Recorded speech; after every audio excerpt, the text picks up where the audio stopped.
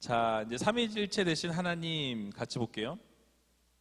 학습 목표 1번, 2번 읽어보겠습니다. 1. 성부, 성자, 성령을 바로 이해함으로써 기독교관을 확립하게 한다. 두 번째, 성부와 성자와 성령의 역할을 이해하게 한다 라고 말씀합니다. 여러분, 이 화란의 유명한 신학자인 헤르만 바빙크라는 사람이 있어요. 이 사람이 뭐라 그랬냐면, 이 삼위일체는 이 삼위일체 교리가 기독교의 심장이다라고 이야기했습니다. 기독교의 심장이다. 그만큼 중요하다라는 거죠. 여러분, 심장이 뛰지 않으면 어떻게 되죠? 죽는 거예요. 그러니까 이 삼위일체 교리는 사실 성경에 삼위일체라고 나옵니까, 안 나옵니까? 삼위일체라는 단어는 나오지 않아요. 찾아보세요. 혹시 찾으시면 말씀해 주세요. 등록하게. 삼위일체라는 단어는 나오지 않습니다.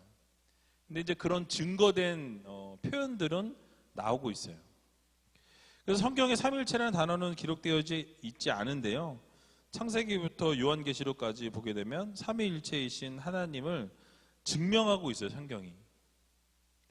그래서 여러분, 칼빈이라는 유명한 신학자는요, 삼위일체 교리를 기초하지 않고는 하나님을 바로 인식할 수 없다라고 이야기합니다. 그래서 하나님을 바로 알기 위해서는 삼위일체를 알아야 한다라고 이야기했어요. 자, 그럼 삼위일체란 것이 무엇입니까? 우리 거기 당구장 표시 같이 읽어볼게요. 시작.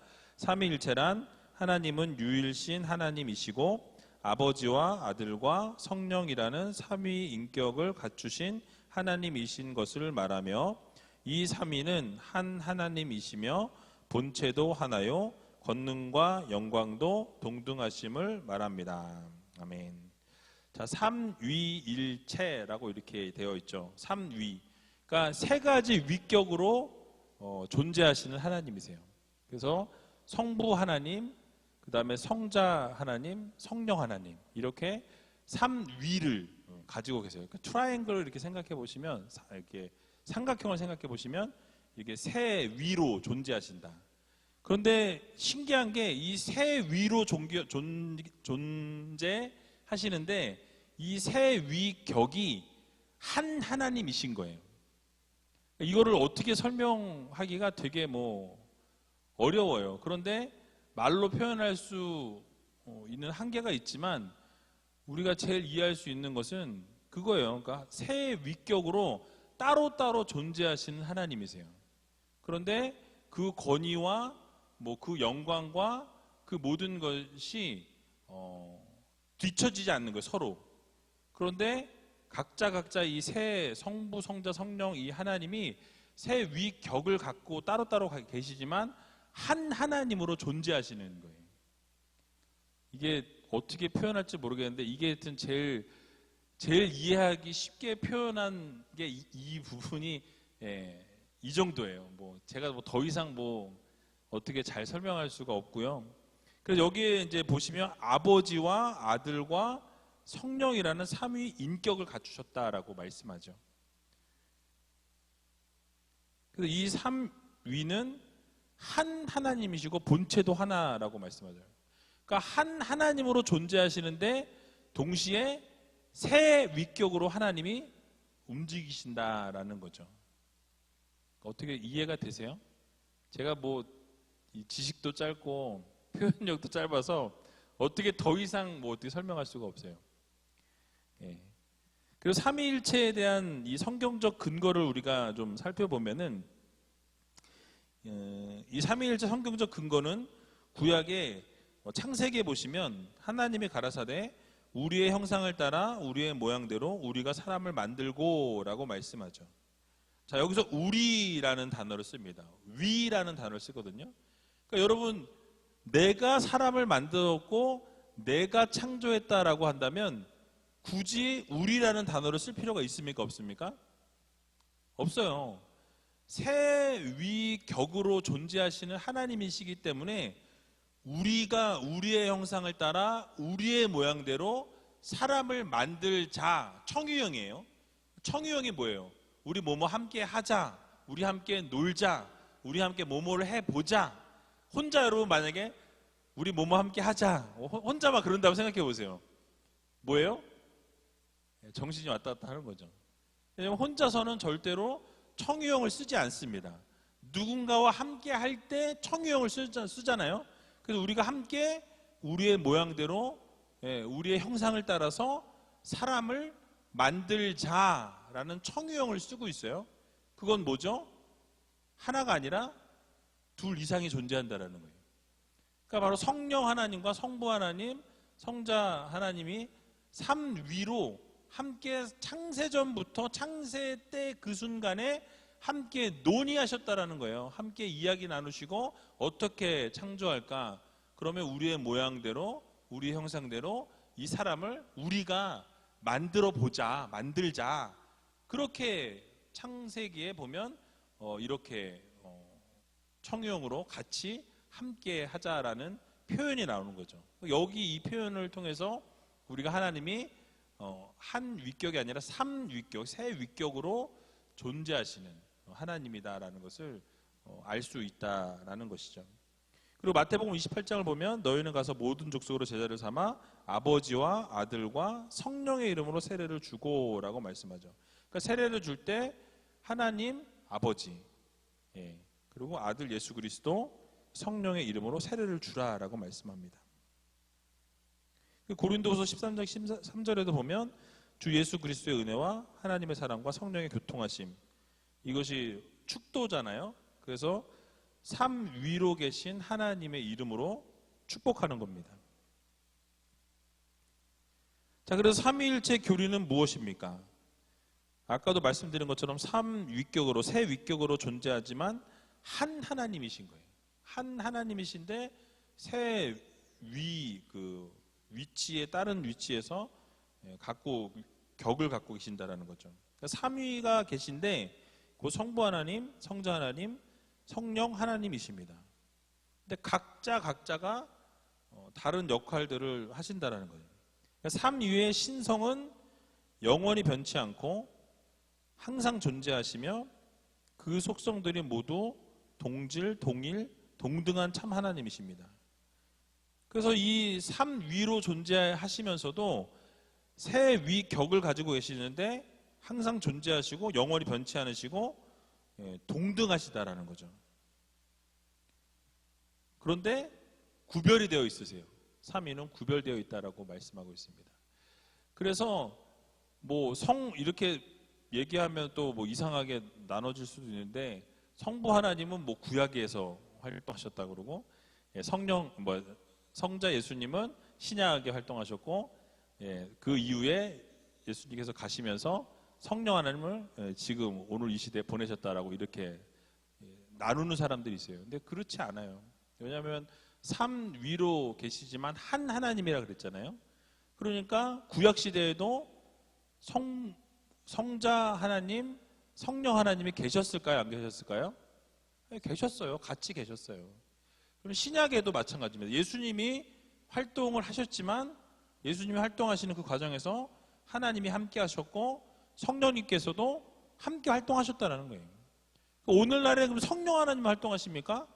아니에요. 예수님께서도 여전히 움직이시고 하나님께서도 이 세상 만물을 움직이시고 섭리하시고 다스리고 계신다라는 거예요. 그러니까 동일하게 역사하시고 동일한 위격을 가지시면서 함께 사역하시고 움직이신다라는 이 개념을 우리가 놓치지 말아야 한다라는 것입니다. 자, 그러면 세 번째 다음 성구를 찾아 기록해 주시겠습니까? 라고 이야기하는데요. 하나님이 오직 한 분이심에 대해 어떻게 기록되어 있습니까? 이사야 44장 6절 읽어보겠습니다. 이스라엘의 왕인 여호와, 이스라엘의 구속자인 만군의 여호와가 말하노라. 나는 처음이요 나는 마지막이라. 나 외에 다른 신이 없느니라. 그러니까 유일신이신 하나님을 말씀하죠. 알파와 오메가가 되시고 처음과 나중이 되시는 하나님, 전능하신 하나님을 말씀하니까 이 유일하신 하나님을 이야기하고 있는 거예요. 그러니까 한 분이신 하나님에 대해서 말씀하고 있는 것입니다. 그런데 그 한 분이신 하나님이 이번에 보시면 성부와 성자와 성령에 대해 어떻게 기록되어 있습니까? 베드로전서 1장 2절 읽어보겠습니다. 곧 하나님 아버지의 미리 아심을 따라 성령의 거룩하게 하심으로 순종함과 예수 그리스도의 핏부림을 얻기 위하여 택하심을 입은 자들에게 편지하노니 은혜와 평강이 너에게 더욱 많을지어다. 아멘.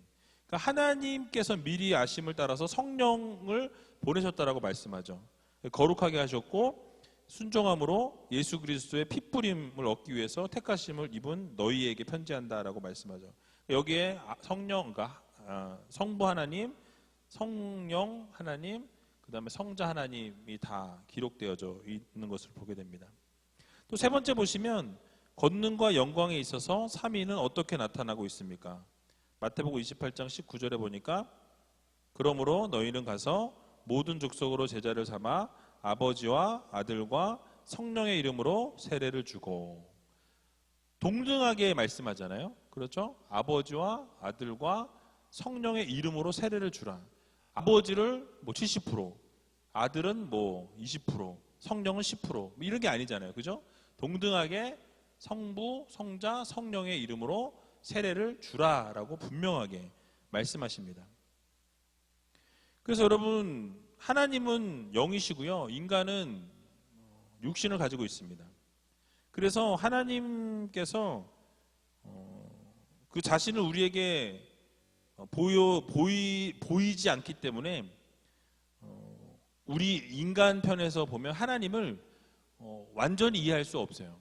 특히 우리의 어떤 이 지식의 한계, 또 언어의 한계를 가지고 그 영원하신 하나님, 무한하신 하나님을 표현한다라는 것이 사실은 어느 정도 한계가 있습니다. 그래서 여러분, 인간은 제한적인 존재라는 거죠. 그래서 유한한 인간이 무한하신 하나님을 이 제한적인 언어로 설명하는 일 자체가 어리석다라는 거예요. 그나마 우리가 이렇게 표현할 수 있는 최고의 어떤 그 용어가 삼위일체 하나님이시다라는 거예요. 옛날에 우리 신학교에서도 이 삼위일체 하나님보다 더 잘 설명할 수 있는 언어가 있으면은 얘기해달라고 그런 얘기를 교수님들이 하셨던 기억이 있어요. 미국에서 유학을 할 때도 그랬던 교수님이 있고요. 그래서 이 삼위일체라는 이 용어보다 더 하나님을 잘 설명할 수 있는 것이 없는 것 같아요. 그래서 여러분, 이 삼위라는 것이 본질적으로는 동일하고 시간상 동일하고 한 위가 다른 위에 종속될 수 없다라는 거죠. 그러니까 누가 누구 밑에 들어가고 누가 누구 위에 있고라는 것이 있을 수 없다라는 것입니다. 똑같은 권위를 가진다라는 거예요. 근데 다만 사역상 순서가 있고요. 존재의 질서로 보아서 1위, 2위, 3위는 있다라는 거죠. 결국 성부, 성자, 성령에 대해서 이제 설명을 하는데요.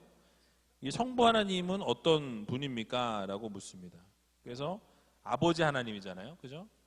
이 아버지 하나님에 대해서 보면 하나님은 신이신데 그의 존재하심과 지혜와 권능과 거룩하심과 공의와 인자하심과 진실하심이 무한하시며 무궁하시며 불변하십니다. 그리고 천지 만물을 창조하신 유일신이십니다. 라는 거죠.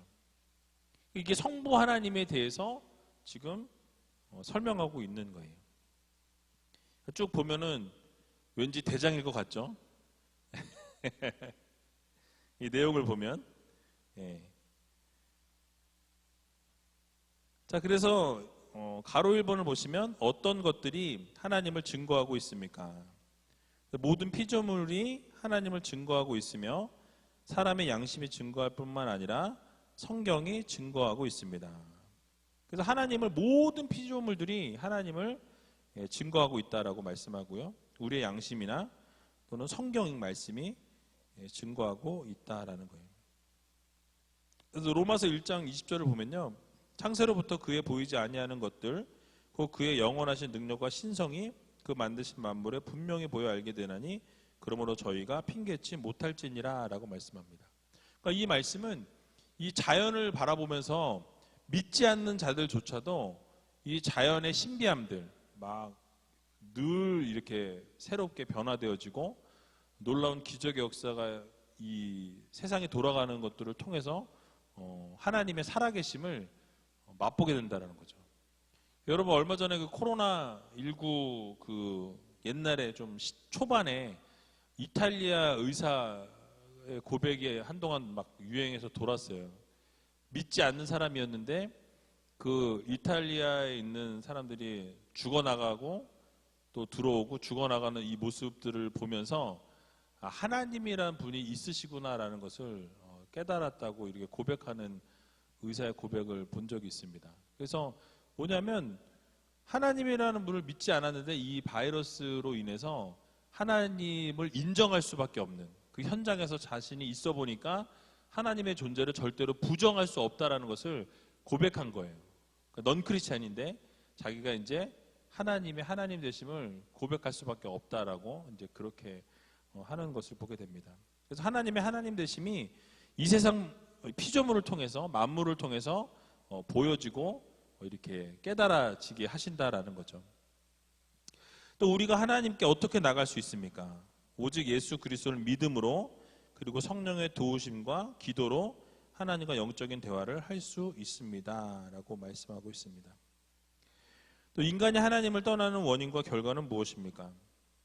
같이 읽어볼까요? 하나님을 떠나는 이유는 영원한 세계에 대하여 무관심하고 육신의 욕구대로 살아가며 하나님을 불신하고 하나님을 대적하며 우상을 섬기기 때문입니다. 그 결과 인간은 하나님의 진노와 심판을 받게 되었습니다. 아멘. 결국 우상 숭배에 빠지게 된다는 거죠. 하나님의 길로 행하지 않게 되고 법도와 율례를 행치 아니하게 된다라는 사실이에요. 그럼 결국 진노와 심판을 면할 수 없다라는 것이 결론입니다. 또 성자 예수님은 어떤 분입니까? 라고 묻는데요. 가로 1번 같이 읽어볼까요? 그리스도의 인성이란 무엇을 말합니까? 예수님은 성육신 하사 동정녀 마리아에게서 나셨으며 그에 관한 탄생의 예언과 이 땅에서 완전한 인간으로서의 모든 고난을 체험하셨음을 말합니다. 그러니까 인성으로 완전한 인간의 몸을 입고 오셨다라는 거죠.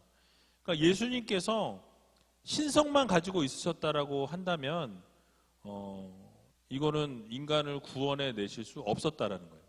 인간의 몸을 완전히 입고 이 땅 가운데 오실 때 이 신적인 것만 가지고 계셨던 게 아니라 인간적인 것, 눈물도 흘리시고 배고픔도 느끼셨고 화가 날 때는 화를 내셨고 슬플 때는 눈물도 흘리셨고 이런 어떤 인간적인 그 태어나면서부터 그 자라는 그 환경과 이런 부분들이 이 사람이 태어나서 똑같은 그 과정을 신이 겪게 되는 그것이 바로 이 성자 예수님이시라는 것이죠. 모든 고난을 체험하셨다라고 말씀합니다. 그리고 두 번째 보시면 그리스도의 신성에 대해서 이제 인성에 대해서 말씀드렸고 신성에 대해서는 성경에 뭐라고 말씀합니까? 성자 예수님은 하나님으로서 우주를 창조하셨으며 라고 말씀하고요. 뒤에 보시면 수많은 이적을 행하셨고 권세로서 이 세상을 심판하시는 분이십니다. 이 같은 성자 예수님의 주된 사역은 속죄 사역입니다 라고 말씀하고 있어요. 예수님께서 이 인성을 가지고 완전한 인간으로 계시면서도 또 완전한 신성을 가지고 계셨다라는 것이죠. 그래서 예수님께서는 이 우주를 창조하실 때 함께 하셨고요. 그뿐만 아니라 수많은 이적을 행하셨습니다. 그래서 복음서에 보게 되면 주님께서 행하셨던 기적들, 죽은 자도 살리시고 병자를 고치시고 귀신을 내어 쫓으시고 수많은 기적들, 수많은 이적들을 사용하시죠. 그래서 오병이어의 기적 같은 경우도 사람이 행할 수 없는 먹었는데 또 있고 먹었는데 또 있고 생각해 보세요. 그 현장에 있었으면 너무너무 행복했을 것 같아요. 야, 그러면서 예수님만 따라다니면 먹고 사는 데는 지장이 없겠구나. 아마 그런 생각을 하지 않았을까라는 생각이 들어요. 그리고 예수님께서 하셨던 주된 사역은 바로 속죄 사역, 죄를 사해 주시고 구원하시는 이 사역들을 감당하셨다라는 것이죠. 또 세 번째, 성자 예수님을 믿음으로 우리는 어떤 능력을 받게 됩니까? 같이 읽어볼까요? 우리 주님을 믿는 자에게는 영생과 모든 것을 할 수 있는 능력과 시험을 이김으로 직분을 감당케 하시는 능력을 주십니다. 아멘. 예수 그리스도를 믿으면 성령께서 우리에게 영생을 허락해 주신다라는 거죠. 내게 능력 주시는 자 안에서 내가 모든 것을 할 수 있다라고 말씀합니다. 또 시험을 이기게 하시고요.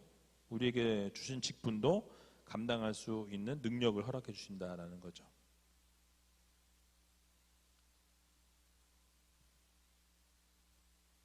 자, 그러면 성령 하나님은 어떤 분입니까? 첫 번째, 성령이 하나님이신 이유가 무엇일까요?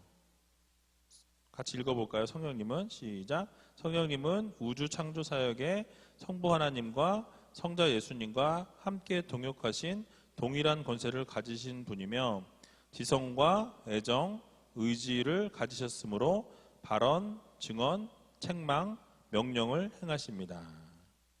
여기 있는 내용들을 쭉 보시면 성령이 하시는 일들에 대해서 쭉 나열하고 있는 거예요. 이 세상 만물을 창조하실 때 성령님께서도 성부 하나님과 성자 예수님과 함께 동역하셨다라는 거죠. 그리고 동일한 권세를 가지신 분입니다. 그리고 예수 그리스도께서 승천하시면서 성령을 이 땅 가운데 보내시겠다라고 약속해 주셨거든요. 그래서 이 성령을 통해서 깨닫게도 하시고 증언하게 하시고 책망도 하시고 명령을 행하신다라는 사실이에요. 자, 그러면 대화의 시간을 여러분 보시면 우리가 죄인됨을 어떻게 깨달을 수 있습니까? 라고 묻습니다.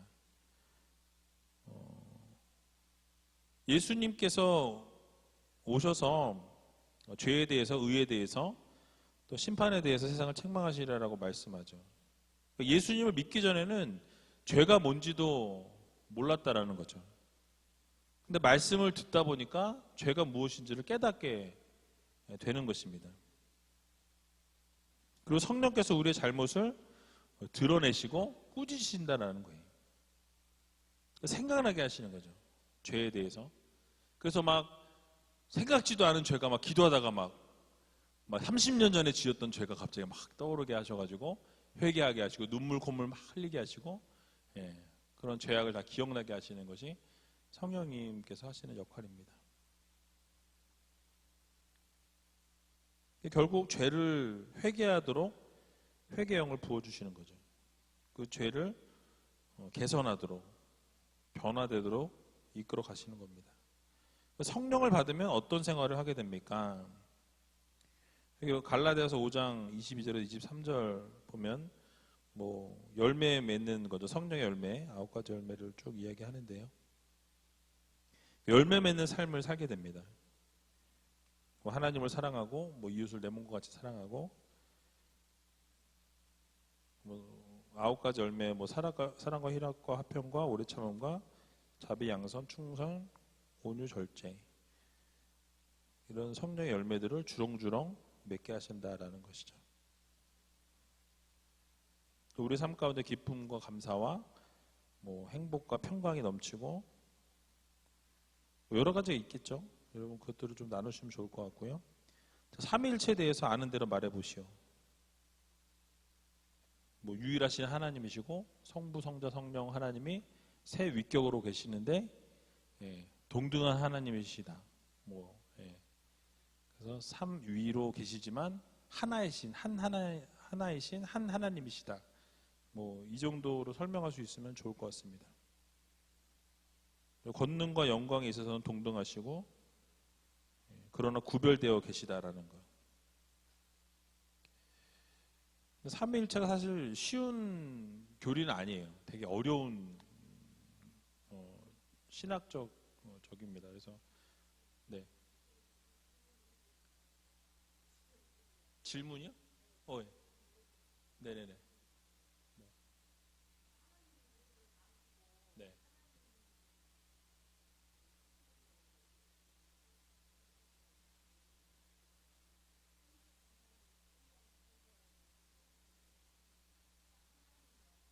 네.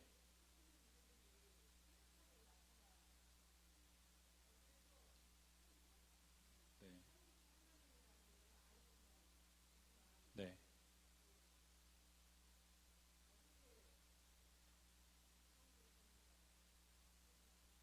네.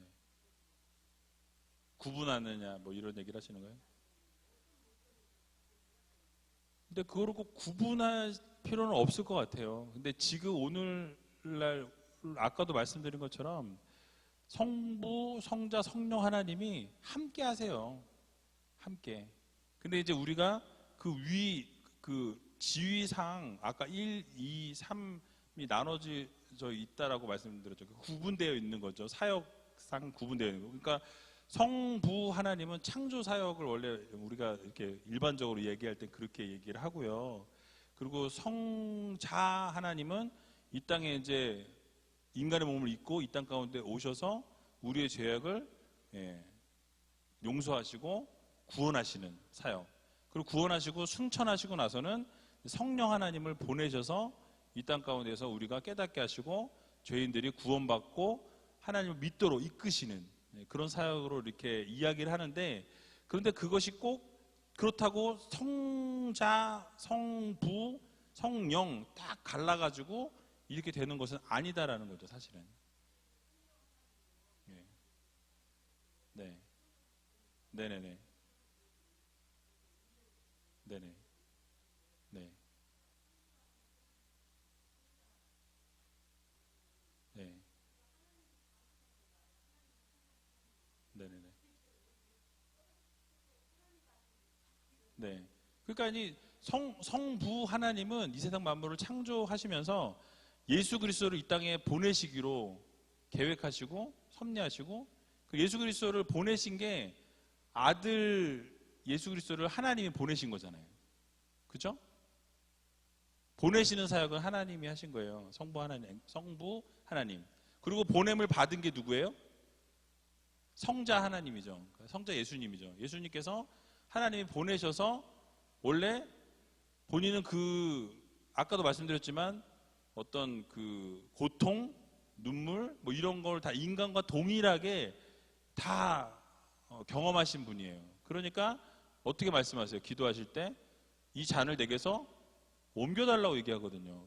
그 고통을 당하고 싶지는 않은 거죠. 인간이기 때문에, 참 인간이기 때문에. 그러나 이 땅 가운데 오신 목적이 뭐죠?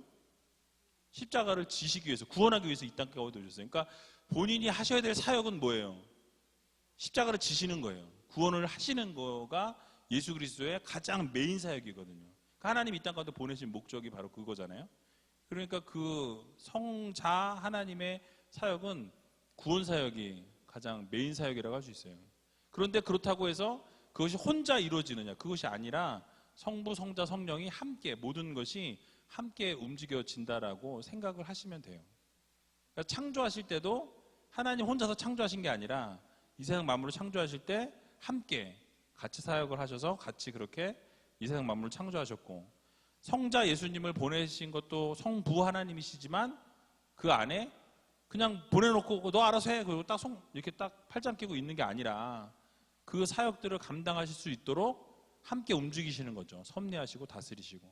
그래서 예수 그리스도가 이 땅 가운데 오신 게 성경의 말씀의 쭉 내용들을 쫙 살펴보면 예수 그리스도가 빠지면요 구원은 없습니다.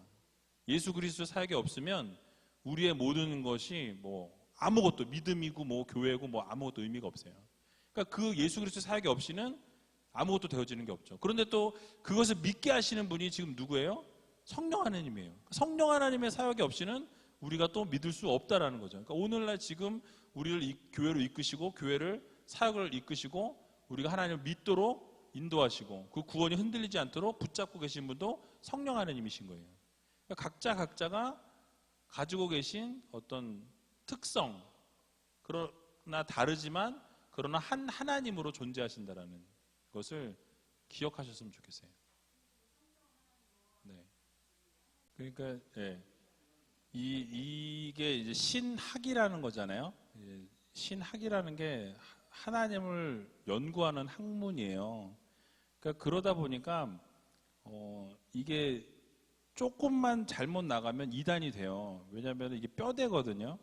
그러니까 예를 들어서 중세 시대 때 어떤 문제까지 이제 뭐 이렇게 논의되고 싸웠냐, 뭐 예를 들어서 바늘 위에 천사가 몇이 올라갈 수 있느냐 갖고도 싸웠어요. 알게 뭐야.